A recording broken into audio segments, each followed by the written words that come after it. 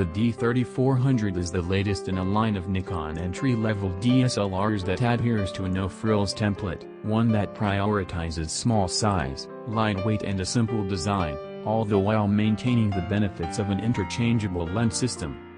A follow-up to the brilliant D3300, Nikon has managed to shave a little of the D3300's weight off the body for this new iteration, but it's also boosted its battery life and improved a number of features to make it an even mightier proposition for the novice user.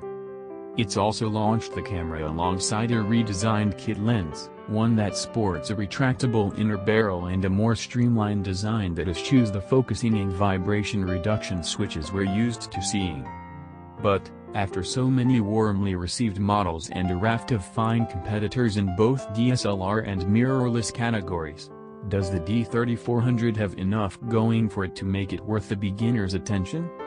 Nikon D3400 specs: Sensor, 24.2 MP APS-C CMOS. Lens mount, Nikon F mount. Screen, 3.0-inch, 921,000 dots. Burst shooting, 5 fps. Autofocus, 11.f. Video, Full HD 1080p.